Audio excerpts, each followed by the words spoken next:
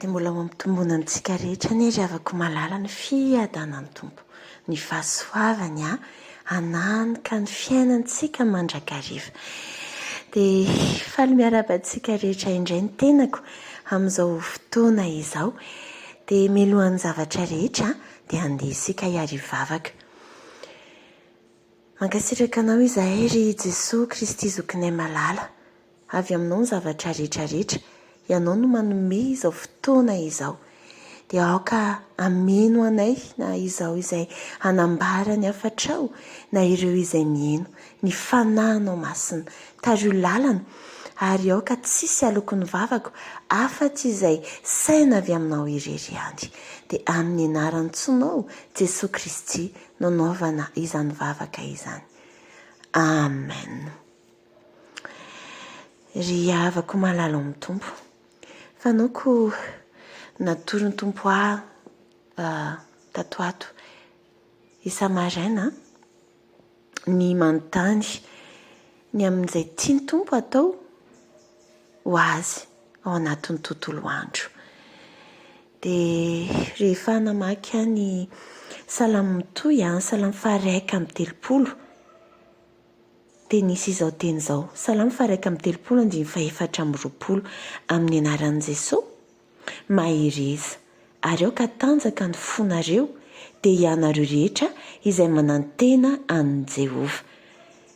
Averiko indray mpandeha, salamo 1 amby 30, 24, mahireza ary aoka tanjaka ny fonareo dia ianareo rehetra izay manantena an'i Jehovah. Dia azoko tao anatin'izay ny hoe ampahirezo ny olona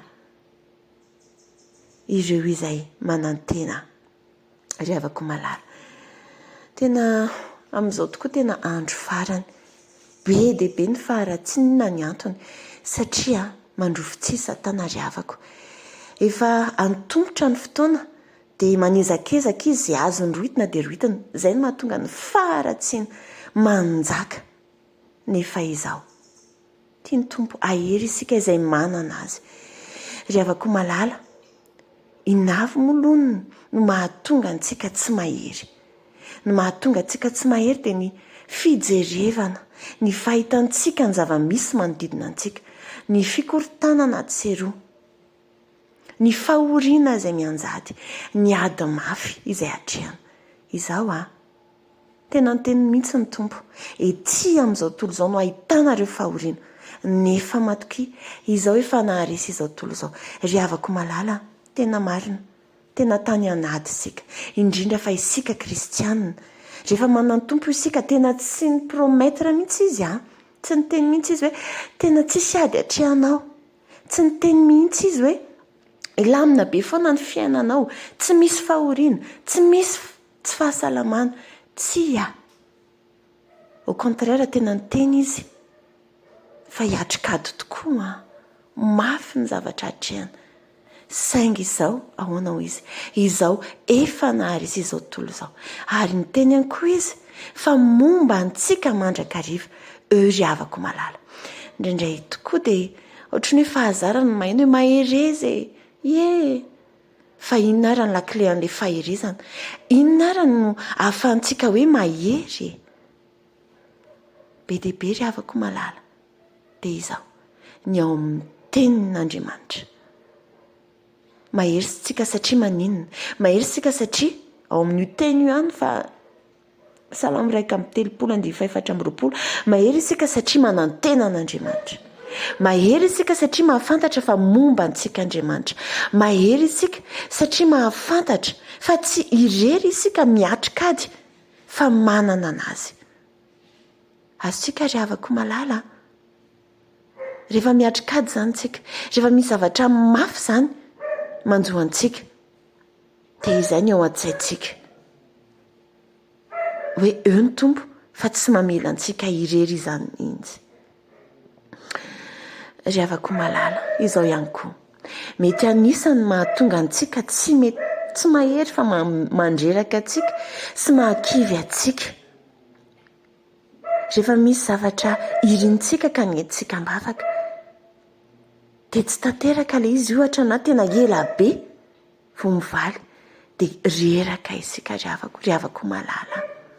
Izaho ataovy ao an-tsaina, izaho ataovy ao an-tsaina fa matoa mbola tsy nivalian'ny tompo ny vavakintsika dia mbola tsy fotoanany izany, mbola tsy mahasoa izany, fa aza ketraka, aza reraka.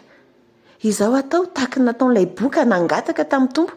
Raha mety ianao izy izy dia mahay manadio aho. Haintsika nefa ny tompo mahay ny zavatra rehetrarehetra e. Fa ahoana, aoka isika hanaiky foana ny fomba fitondra ny tompo. Aoka isika rehefa hoe tsy mahazo valim-bavaka dia vizaka, reraka, kivy. Tsy ry havako aho. Toy izy foana ny lalana. Matoky foana ny tompo, eny ny vava mandrakariva foana. Ataovy ny fanandrify amin'ilay sitrapon'Andriamanitra foana ny ao anatintsika. Rehefa tsy sitrapony izany aloha mbola tsy mivaly ny vavaka azy hangatantsika dia aza kivy, aza ketraka. Fa izay izany mbola mahasoa dia mifalia. Mbola tsara lavitra no man'ny tompo atsika. Ry havako malala ao amin'ny tompo. Tena tsapako mihitsy izany hoe maharitra, matoky ny tompo amin'ny fiasany izany. Manana ny fotoana ny tompo ary amin'ny fotoana tsy ampoziny. Vao nipory fonotony tampoko voaingana izany. Prière persévérante. Vavaka izay efa natao efa ela. Amin'ny fotoana tsy ampozina tena tanterahan'ny tompo. Satria ahoana? Tsy hoe tsy hainy akory ny manao an'inio ry havako aho. Fa satria izy te hamolavolatsika melohany ny zavatra rehetrarehetra. Tsy ny zavatra materialy na ny zavatra iriny fotsika. Foana aloha ny tediavin'ny tompo ataontsika. Fa ny ahatonga antsika voavolavola, matanjaka sy mahery. Ary ihany koa ry havako aho, ny zavatra, ny lakile, ny fampaherezana lehibe ho antsika dia izao. Ninona zavatra mitranga, ninona zava-manjo, ninona fisafotofoto ny fiainana. Ny faherezantsika dia izao. Manana an Jesosy itsika, ilay efa manomana fitoerana tsara lavitra rehefa vita ny eto amin'izao tontolo izao. Izany eny ry havako tsisy afaka manesitra antsika e. Ninona zavatra lovantsika na aretina na fahoriana ninona dia izay fanantenana izay ry havako dia afaka mampahery antsika. Tsisy afaka manesitra antsika izany. Ary ao anatin'ny safotofoto tsaroko tsara ny tenin'ilay mpiara-mianatra tamiko izay. Satria na nisy zavatra nylalovana izy sy ny fianakaviana niaraka tamin'ny fiarahamonina olom-patatra moa zareo. Dia nanontany hoe nanahoana tao anatin'izany.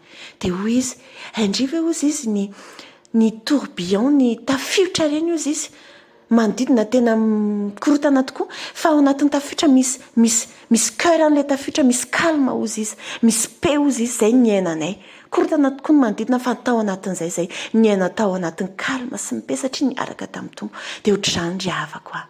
Mety misafotofoto mikorotana tokoa fa ny ao am-ponao rehefa manana fifandraisana amin'ny Jesosy Kristy ianao dia misy ilay fiadanana mahagaga, tsy hoe ahoana ireny mahatonga ny fiadanana io e. Dia izay azonina ry havako aho. Izay azonina. Fananantsika ny tompo dia ampy. Mety mijaly tokoa ny ara-nofo ny rehetrarehetra. Fa izao ny fanantsika dia mifaly, milamina ny fotsika dia ampy. Azontsika ry havako malala. Izay ny tiany tompo zaraina amintsika. Izay ny tiany tompo ampaherezina antsika. Manana azy itsika ampy ry havako ny fananana azy. Dia mahereza mamaky ny teniny ao avokoa ny teny fikasana momba an'izany. Mahereza ihany koa amin'ny vavaka. Fa amin'ny fotoanany amin'ny fotoanany dia ho tanteraka foana ilay nirintsika mahasoa. Ampanandrifio amin'ny mandrakariva ny faniriantsika. Ka raha tsy arak'izay ny zavatra miseho dia matoky mifalia ary hoe ay mbola tsara kokoa izany no ataon'ny tompo. Dia misy tantara kely izay amaranako azy ry havako malala. Tsy haiko na efa henontsika. fanaon'io olona io zany ny mandeha makany amin'ny mpanompon'Andriamanitra mangataka sakafo ao foana. Dia nisy vahiny ilay mpanompon'Andriamanitra tamin'izay fotoana izay, nandondona ilay lehilahy. Dia nisy vahiny izy dia hoy izy mantsy le vahiny hoe fanaoko foana ny rehefa makaty dia misy zavatra atolotry ny reto olona reto dia andrasara ozy ilay vahiny zany fa olazaiko zareo hoe eo ianao. Dia niandro teo zany ilay olona dia teny zany hoe misy an'izao lehilahy zao mipaka sakafo atao aminareo sotran'izany dia asevo miandro aloha izy. Dia niandro teo zany ilay olona dia niteny hoe miandrasa kely hono. Dia nahagaga fa ela tsy mbola vita ihany zany ilay zavatra nomanin'ilay olona tompotrano ho an'ity raha namana miandry ity. Dia sadaikatra be ilay vahiny, tena miala tsiny rehefa mbola tsy vita ihany izy fa tena ela dia hoy izy ilay olona izay nangataka teo zany, namaly tsy taitra sady namaly mora, tsy mampaninona mihitsy maika tsara be zany izay zavatra omeny eo.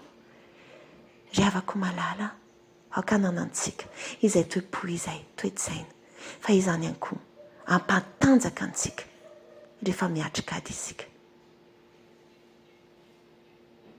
Dia ho an'Andriamanitra irery ihany ny voninahitra ho amintsika rehetra ny faherezan'ny Tompo. Amen.